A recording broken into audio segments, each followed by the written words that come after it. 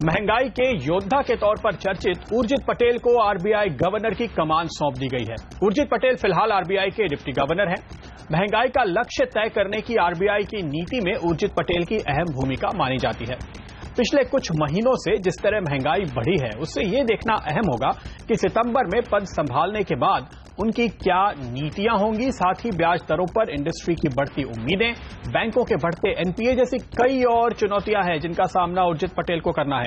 तो उर्जित पटेल से उम्मीदों और चुनौतियों पर खास चर्चा के लिए हमारे साथ एक बड़ा पैनल जुड़ा है। हमारे साथ आरबीआई के गवर्नर की खोज के लिए बने पैनल के सदस्य डॉक्टर राजीव कुमार हैं, उद्योग संगठन फिक्की के अध्यक्ष हर्षवर्धन नेवटिया है, एसबीआई के मुख्य आर्थिक सलाहकार डॉक्टर सौम्यकांति घोष है, एचडीएफसी सिक्योरिटीज के वीके शर्मा हैं और एसबीआई के पूर्व चेयरमैन प्रदीप चौधरी जो काफी करीब से उर्जित पटेल साहब के साथ काम भी कर चुके हैं।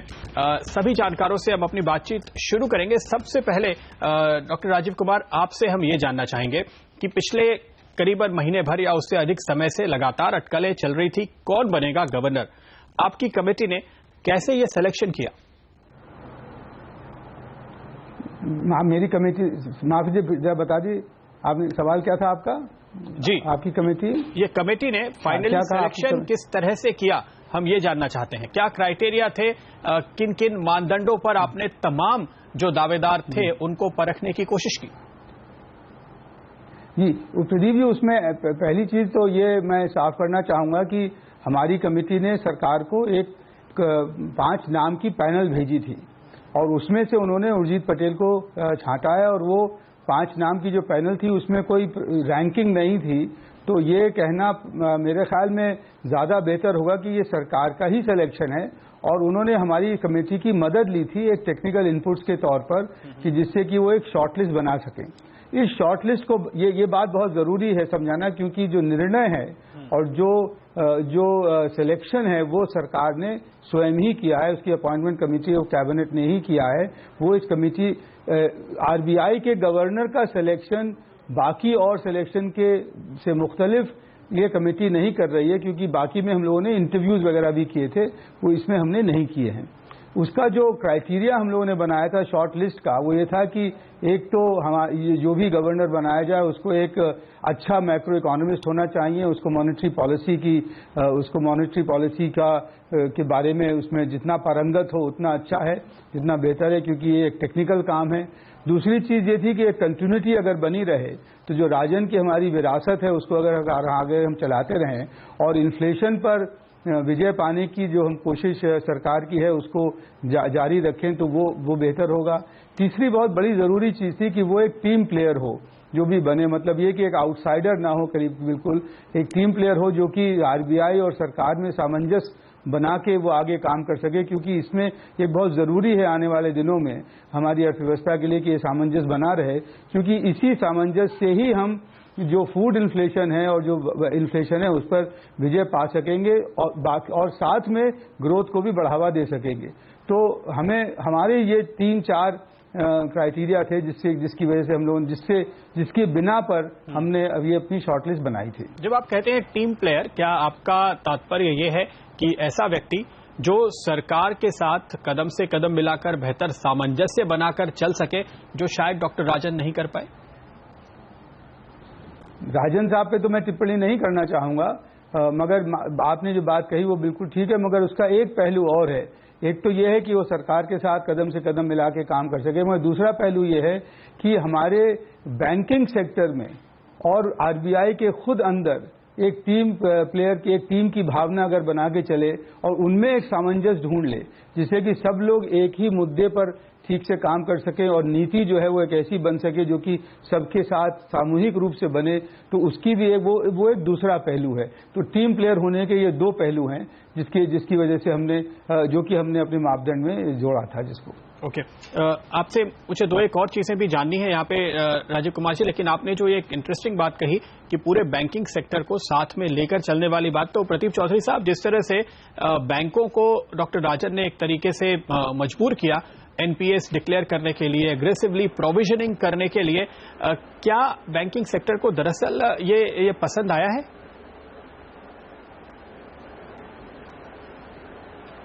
नहीं, पसंद तो आना ही चाहिए। पसंद आने की क्या बात है, बल्कि मैं तो कहूंगा कि banking regulation, department of banking supervision जो है वो आरबीआई के अंदर वीकेस्ट लिंक है, उसके अंदर सबसे कम काम हुआ है। और जो कि काम और करना चाहिए था कि जितने बड़े अकाउंट्स हैं उसमें अक्रॉस द बैंक्स जो प्रोविजनिंग है वो यूनिफॉर्म होनी चाहिए। एंड आरबीआई को एक व्यू लेना चाहिए कि इस अकाउंट में मिनिमम प्रोविजन 20%, 30%, 15% या 50% वो होना चाहिए, जो कि सारे रेगुलेटर करते हैं। मैं तो कहूंगा कि बहुत ही खामियाजा रहा, बहुत ही वीकनेस रही बैंकिंग सुपरविजन और बैंकिंग प्रोविजनिंग में, तो बैंक के बैड लोन की प्रोविजन। तो ये एक सेगमेंट आप कह रहे हैं कि क्रेडिट भले ही ले लें पर उसमें बहुत वीकनेस रहे, इस पे काम करने की जरूरत है। इस पर हम नेग्लेक्ट है और इसमें बहुत काम बाकी है। बिल्कुल। और मैं ये मेरी ये अपेक्षा रहेगी कि नए गवर्नर साहब जो हैं इस पे ध्यान दें और सारे बैंकों की प्रोविजनिंग को बड़े अकाउंट्स में यूनिफॉर्म करें, जैसा कि और देशों में, अमेरिका, कनाडा, चौधरी साहब, दरअसल ऐसी एक राय उभर कर आ रही है कि नए गवर्नर को बैंकिंग सेक्टर के लिए जो काम करना है, खासतौर पे एनपीए मैनेजमेंट वाला, वो ज्यादा मुश्किल है। राजन साहब तो शुरुआती काम करके गए हैं, उस पर हम लौट कर आएंगे। लेकिन राजीव कुमार जी, आपसे एक दो बातें और जो हम जानना चाहते हैं। देखिए, सुब्बा राव साहब जो थे, डॉक्टर राजन के पहले वो आईएएस थे, इनके पहले वाईवी रेड्डी थे, वो आरबीआई में काम कर चुके थे एज ए डिप्टी गवर्नर, लेकिन ओरिजिनली वो भी आईएएस थे। तो क्या आपकी कमेटी का, और साथ ही साथ चूंकि आप सरकार के साथ इस प्रोसेस से जुड़े रहे, ये आम राय बन रही है कि ब्यूरोक्रेट के मुकाबले अर्थशास्त्री जो मुद्दे को, विषय को ज्यादा अच्छी तरह समझता है, वो आज की तारीख में बेहतर कैंडिडेट होगा? बिल्कुल, ये बात बिल्कुल बन रही है। और ये सरकार, ये मुझे बता के भी बहुत खुशी है कि ये सरकार की भी यही राय बनी है कि आरबीआई के गवर्नर का पद उसको संभालने के लिए एक पारंगत मैक्रो इकोनॉमिस्ट की आवश्यकता है, क्योंकि वो आरबीआई का जो काम है उससे हमारी जो विश्व में जो अपनी साख बनती है और जो विश्व की मार्केट्स में और जो इन्वेस्टर्स की, फॉरेन इन्वेस्टर्स की हिंदुस्तान की मार्केट्स में और निवेश करने के लिए जो साख बनती है, उसमें ये आवश्यकता है कि एक अच्छा मैक्रो इकोनॉमिस्ट, और कोई भी इकोनॉमिस्ट नहीं, एक मैक्रो इकोनॉमिस्ट उस पद को संभाले। क्योंकि अब जो है वो इस सब चीजों में जो काफी नुआंस, जो काफी जटिल और काफी कॉम्प्लेक्स प्रॉब्लम सामने आ रही हैं और जिनको की हैंडल करने के लिए एक इकोनॉमिक्स की आवश्यकता है। और दूसरी जो चीज बहुत बड़ी है वो ये है कि जो ये एमपीसी मॉनेटरी पॉलिसी कमेटी बन रही है उसका भी चयन ठीक से हो, क्योंकि अब गवर्नर उनके साथ मिलकर काम करेंगे। अब ये बात नहीं रह गई है कि एक फला व्यक्ति, चाहे राजन हो या उर्जित पटेल हो या रेड्डी हो, उन्हीं से ही आरबीआई की नीति तय होगी। ये बहुत बड़ा परिवर्तन होने वाला है, क्योंकि अब वो 7 में से एक व्यक्ति होंगे जिनकी राय से नीति बनेगी। तो इसलिए मॉनेटरी पॉलिसी खास तौर से। मगर जो दूसरी बात जो बहुत जरूरी है वो ये है कि इस समय मॉनेटरी पॉलिसी के साथ साथ बहुत बड़ा काम हमारी बैंकिंग सेक्टर को सुधारने का है, और उसमें जो रुख अपनाया जाए वो ऐसा हो कि ऐसा ना किया जाए कि मरीज को ठीक करते करते मरीज को उसके अंतिम कगार पे पहुंचा दिया जाए। तो ये भी एक पटेल साहब को देखना पड़ेगा कि कैसे उसको हैंडल करें कि जो चीज जो सांप भी मर जाए और लाठी भी न टूटे, ऐसा कौन सी नीति होगी, ये मुझे लगता है कि पटेल साहब, उर्जित को करना होगा। बिल्कुल, मेरा ख्याल है नेवटिया जी इस पे सबसे बेहतर रोशनी डाल सकते हैं, क्योंकि जो एनपीए डिक्लेयर करने थे मिस्टर नेवटिया, वो तो राजन साहब करके गए। अब चुनौती ये है कि इन अकाउंट्स को कैसे रिवाइव किया जाए या रिकवर किया जाए। तो इंडस्ट्री क्या उम्मीद करेगी नए गवर्नर से? इंडस्ट्री की ये सोच है कि जो सब एनपीएस हैं वो अलग अलग कैटेगरी के हैं। जहां पर कोई विलफुल डिफॉल्ट है या रॉन्ग डूइंग है, उसमें फिक्की का ये मानना है कि उससे सख्ती से उसके ऊपर एक्शन लिया जाए और वो एसेट्स जो भी अवेलेबल हों उससे लोन्स की रिकवरी का प्रोसेस चालू किया जाए।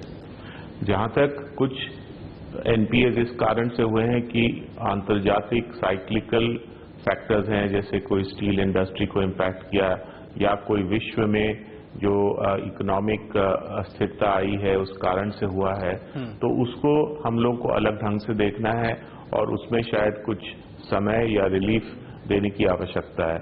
और तीसरा जो कैटेगरी है वो है कि हम लोगों को कोई प्रोजेक्ट्स में कोई परमिशन या क्लियरेंस में विलंब हुआ है, जैसे एनवायरनमेंट में या लैंड एक्विजिशन में, जो प्रमोटर के हाथ के बाहर की चीज थी, तो उसको केस टू केस हम लोग को देखना होगा और उसमें कितना तो प्रमोटर के कारण गलती हुई और कितना हालात ऐसे थे जिससे वो समय लगा और समय लगने से कॉस्ट ओवररन हो गया।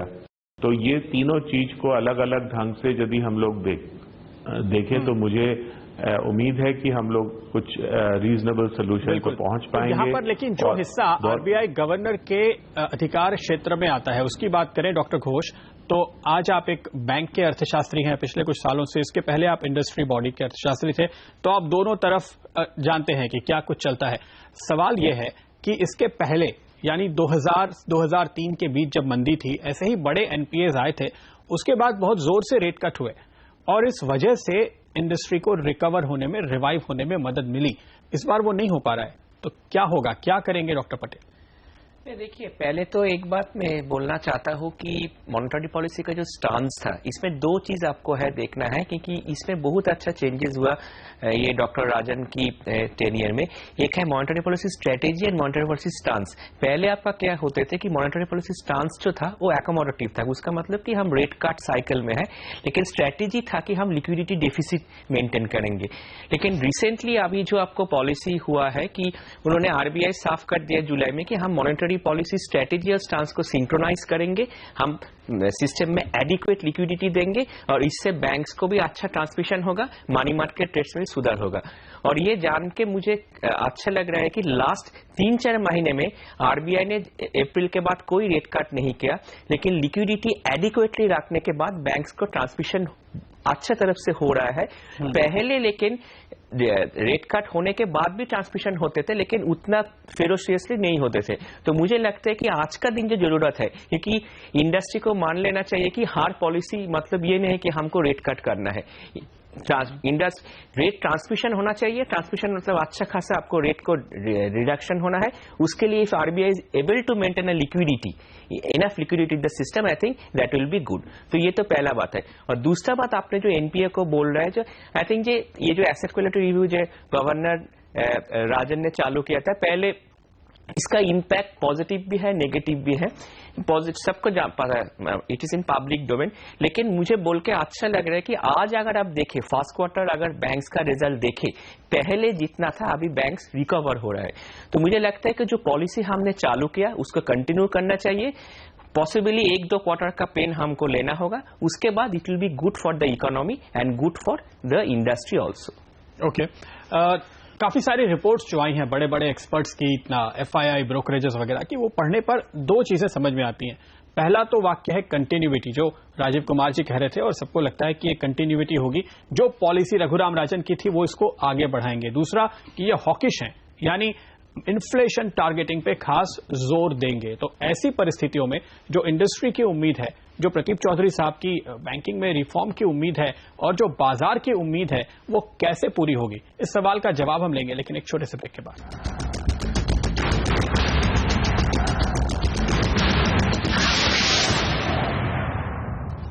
स्वागत है आपका एक बार फिर हमारी इस खास चर्चा में। डॉक्टर उर्जित पटेल नए आरबीआई गवर्नर बनने वाले हैं और उनके सामने क्या चुनौतियां होंगी, क्या कुछ वो करेंगे, क्या उनकी प्रायोरिटीज होनी चाहिए, इस चर्चा को आगे बढ़ाते हैं। जैसे कि ब्रेक के पहले हम बात कर रहे थे शर्मा जी की, सारे लोगों का ये मानना है कि ये एक हॉक है। हमने इसके पहले एक बार ऐसी रिपोर्ट की थी कि दूसरे जो कैंडिडेट्स हैं उनके जो नाम आ रहे हैं, जब एक बहुत ही डबिश कैंडिडेट का नाम आया तो उसको देख करके बॉन्ड मार्केट ने बड़ा पॉजिटिवली रिएक्ट किया, शेयर बाजार निफ्टी बैंक ने बड़ा पॉजिटिवली रिएक्ट किया कि बहुत रेट कट होगा। लेकिन उर्जित साहब तो इस बारे में बिल्कुल सख्त हैं, तो बाजार इनसे डरेगा? देखिए, बाजार इनसे डरेगा नहीं, बाजार इनको सलाम ठोकेगा। एसेंशियली इसलिए क्योंकि ये सरकार के नजदीक नहीं है। ये वो सभी मापदंड जो डॉक्टर कुमार ने बताए कि आप इकोनॉमिस्ट होना चाहिए, आपको इस परिपाटी पे काम करना आना चाहिए, टीम प्लेयर होना चाहिए, तो जो डॉक्टर राजन कर रहे थे उस टीम को ये लीड कर रहे थे मॉनेटरी पॉलिसी के अंदर, तो वो एक बहुत अच्छी कंटिन्यूटी है। और मैं ये मानता हूं कि सरकार से जो इनकी दूरी है, सरनेम को आप साइड में रख सकते हैं, तो वो जो दूरी है वो इनकी इमेज को बहुत अच्छा बना के रखेगी, जिसकी वजह से एफआईज इनको रिस्पेक्ट की दृष्टि से देखेंगे। इनका कोई भी कदम अगर आगे चल के सरकार से मिलजुल के चलने वाला हो, उस पर कोई क्वेश्चन मार्क नहीं उठाएगा। इनफैक्ट कई जो एंकर्स हैं उन्होंने बहुत ये क्वेश्चन उठाया था कि डॉक्टर राजन को शायद इसलिए सेकंड टर्म नहीं दिया गया है क्योंकि एक सेगमेंट है जो नाखुश है, जो उन्होंने पॉलिसीज उठाई हैं इंडस्ट्रीज के खिलाफ। तो मैं समझता हूं कि ये एक बहुत बड़ा तमाचा उस थॉट प्रोसेस को कि ये कंटिन्यूटी है और ये बहुत अच्छा समाचार है। लॉन्ग टर्म के अंदर बहुत अच्छी बात है।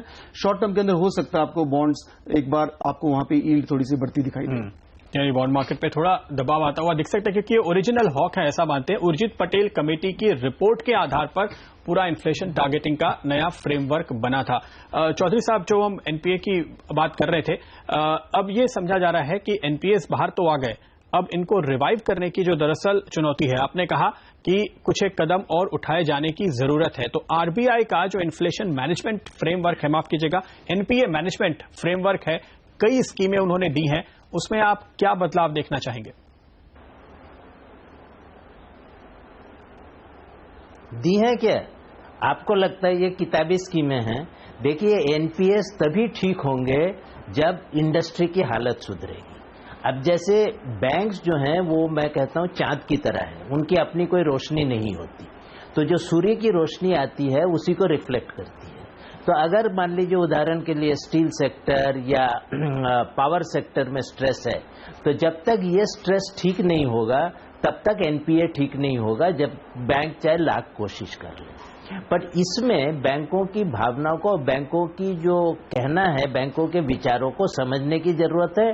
और एक चीज ये करना चाहिए कि सारे बैंक एक ही बेसिस पे एनपीए की प्रोविजनिंग करें, नहीं तो जो बैंक्स इसकी रियलिस्टिकली प्रोविजनिंग करते हैं वो तो बेवकूफ लगते हैं, और जो बैंक इसको नीचे कारपेट के नीचे दबा देते हैं और कहते हैं सब ठीक है, वो होशियार माने जाते हैं।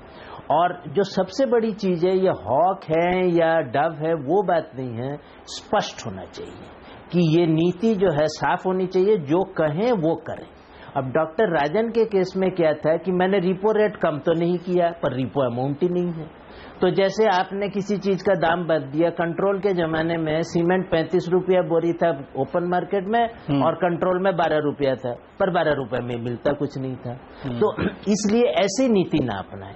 दूसरी बात, जैसे अगर उन्होंने लिक्विडिटी टाइटन करना है तो सीआरआर बढ़ा दें, बट वो बोल के बढ़ाएं। पर डॉक्टर राजन क्या करते हैं, मैंने सीआरआर नहीं बढ़ाया, बट जो सीआरआर कैलकुलेट करने की प्रक्रिया है वो इस तरह से कर दी कि इफेक्टिवली सीआरआर 4 से 4.5 हो गया। तो ये डबल पॉलिसी ना खेलें। और मुझे लगता है कि ये स्पष्ट वक्ता है और ये जो समझते हैं, जो करना चाहते हैं, उसको स्पष्ट रूप से कहेंगे।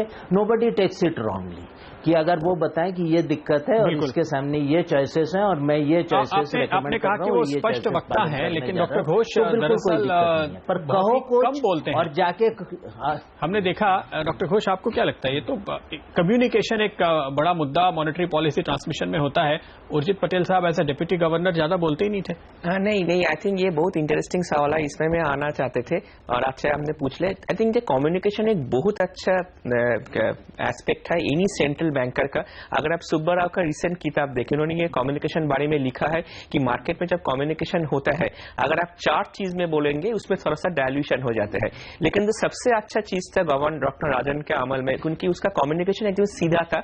उसके हम डिबेट कर सकते हैं कि अच्छा है बुरा है अलग बात है, लेकिन एकदम सीधा था कि हमको ये इन्फ्लेशन कम करना है, हम करते ही रहेंगे।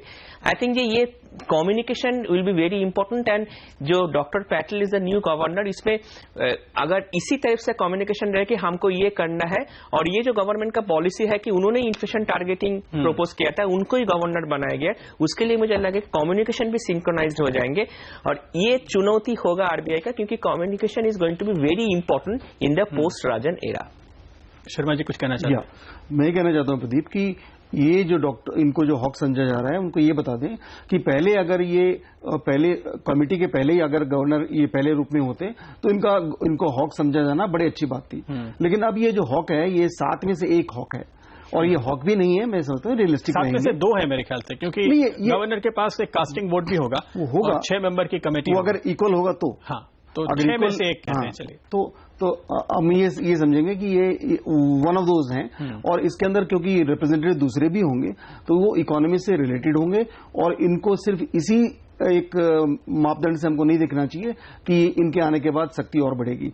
मेरे ख्याल से ये कि एक बहुत ही कंटिन्यूटी है। अगर हम एफआईज के पैसे को देख रहे हैं आगे चलते हुए, तो ये बहुत ही अच्छा कदम उठाया गया। ओके, नेवटिया साहब, यहाँ पे एक बात जो उठ रही है कि ये एक फ्रेमवर्क तो उर्जित पटेल कमेटी ने दे दिया, उसको लागू करना बड़ी चुनौती है।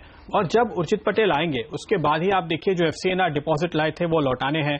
ब्रेग्जिट के चलते शायद प्रेशर बनना शुरू होगा।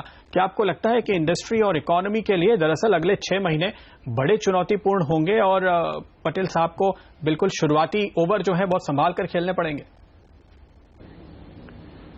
मैं ये मानता हूं, चूंकि वो 3 वर्ष वहां RBI में थे और जो भी सिचुएशंस हैं वो उसके वाकिफ हैं, तो मुझे नहीं लगता कि उन्हें बहुत असुविधा होगी इसको नेविगेट करने में।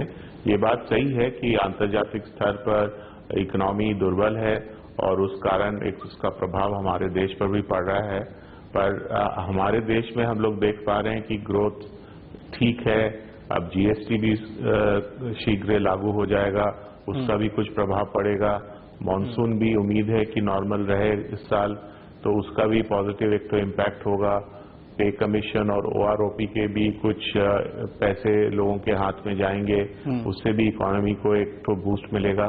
तो सब मिलके मैं नहीं मानता हूं कि ऐसा बहुत घोर समस्या है इकोनॉमी के सामने, बल्कि मुझे ऐसा लगता है कि जो भी था समस्याएं वो धीरे धीरे हल हो रही हैं। तो लेकिन इन सारी चीजों का ही एक दूसरा एस्पेक्ट है डॉक्टर घोष, और एज एन इकोनॉमिस्ट चूंकि वक्त कम है, मैं चाहूंगा आप इस पे बोले, चाहे वो पे कमीशन हो, चाहे वो कोई भी ऐसी चीज जिससे इकोनॉमी को बूस्ट मिल रहा है, वो इन्फ्लेशन को भी बूस्ट करेगी। और IMF ने हाल में ये कहा है कि इन्फ्लेशन टारगेटिंग RBI कर नहीं पाएगी। क्या लगता है आपको? नहीं, देखिए, इसमें इन्फ्लेशन टारगेटिंग अगर फ्रेमवर्क हम देखें उसमें हम चर्चा नहीं करना चाहते हैं, क्योंकि उनपे काफी ज्यादा डिफरेंसेस हो सकते हैं वेदर।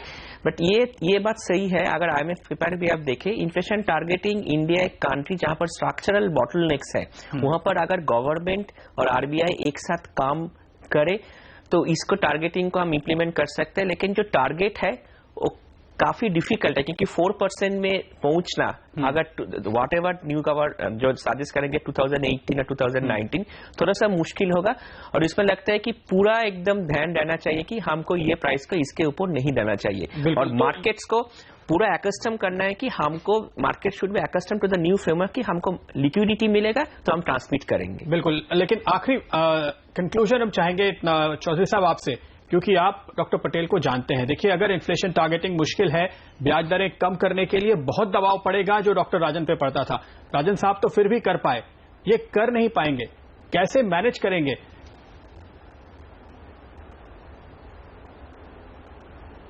नहीं, ये RBI गवर्नर बनना तो चुनौती भरी चीज है, तो जरूर कर पाएंगे।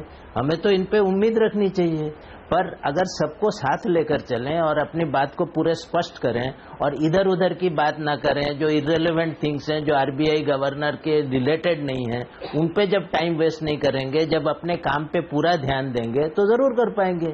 और पूरा देश इन्फ्लेशन टारगेटिंग, कौन आदमी इन्फ्लेशन चाहता है? तो इन्फ्लेशन टारगेटिंग अगर हो तो ये तो अच्छी बात है, पर इन्फ्लेशन टारगेटिंग के लिए डिमांड को रोकने की बजाय अगर सप्लाई को बढ़ाया जाए तो दैट वुड बी बेटर। तो उस प्रक्रिया में ये भी देखना चाहिए कि इतने जो जॉब मार्केट खराब हो रखी है, इतने इंजीनियरिंग कॉलेजेस और मैनेजमेंट स्कूल बंद हो रहे हैं, तो इन पर भी थोड़ा ध्यान देना चाहिए कि लोगों की इनकम बढ़े और ना कि लोगों की जो परचेजिंग पावर है वो कम हो जाए।